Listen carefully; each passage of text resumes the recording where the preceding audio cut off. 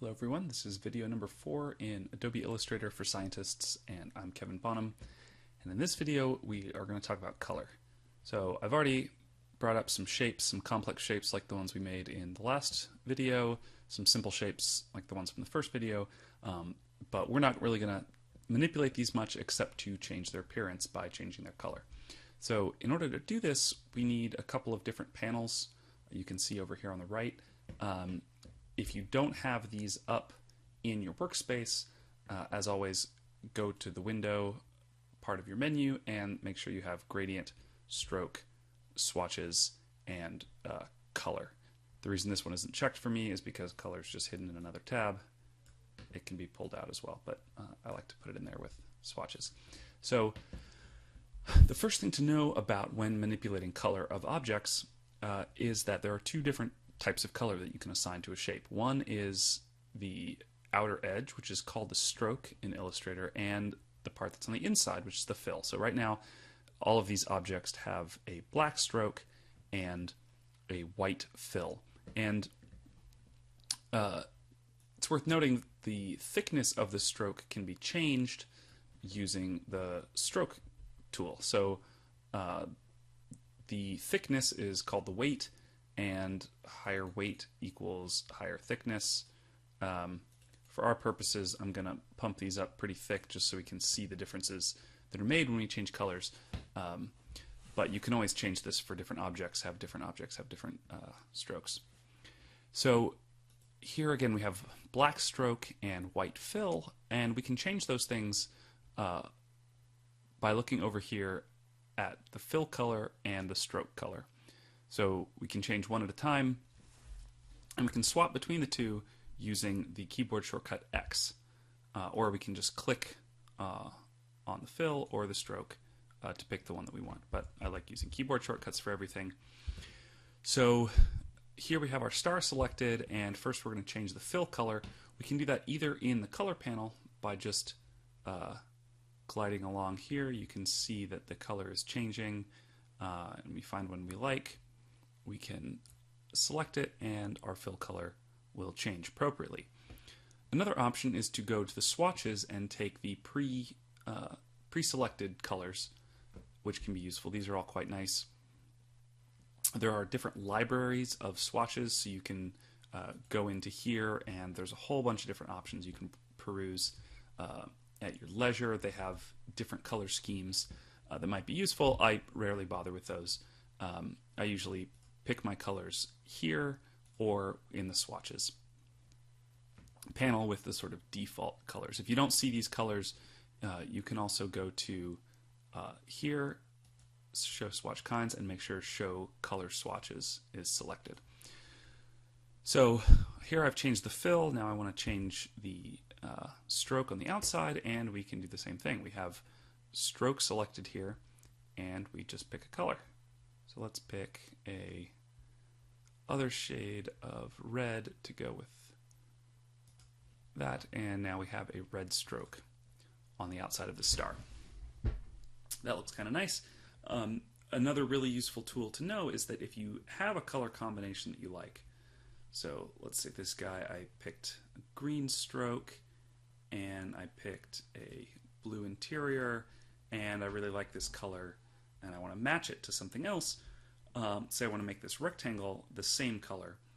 I can use the Eyedropper tool, which is located here, and it has the keyboard shortcut I. And with the Eyedropper tool, I can, with this rectangle selected, I can click on this circle, and this rectangle will then match the style, the colors, and also the stroke thickness. So if, for instance, here we have this star, the stroke weight will give it 8 to make it super obvious. Really thick stroke.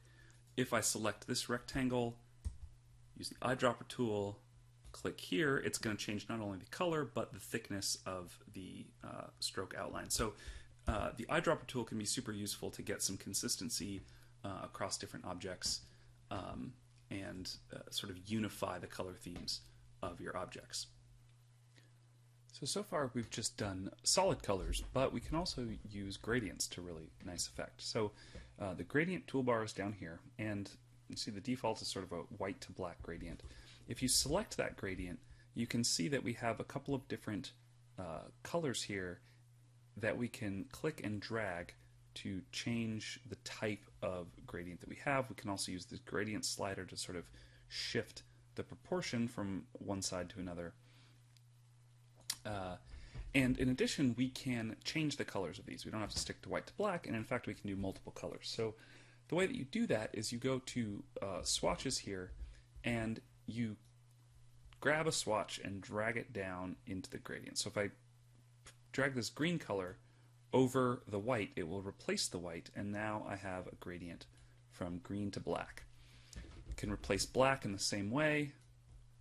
We'll make this a blue color, so now we have a sort of green to blue gradient.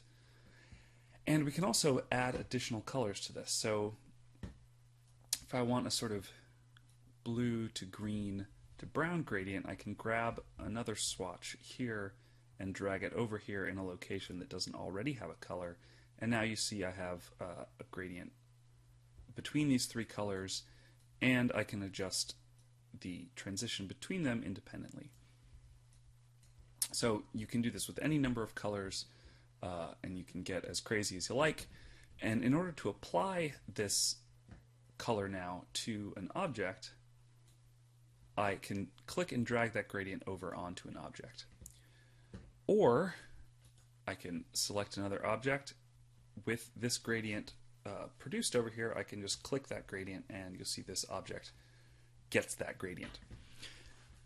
Coming back here to our ellipse, if I don't like quite how this is looking, I can do some adjustments over here if I like, or I can come to the gradient tool and it brings up this line. So now within this object, I can slide over here, get a rotation, change the rotation of this gradient so it's kind of going at an angle. I can adjust the individual properties just like we did over here. I can change the length of the gradient, so you can play around with these things and make a lot of changes to get exactly the sort of color scheme that you like. I think it makes most sense to do gradients on fills, but you're not limited to fill gradients. You can also do the same thing for strokes. So if we have strokes selected over here and we pick a gradient, you can see that gradient was applied to the fill. It may not be super obvious, but if we change the fill to white, you can see now that we have some brown over here, some dark greens in the middle, and some blue over here. So you can do gradients to both fills and strokes, and you can achieve some fairly nice color patterns that way.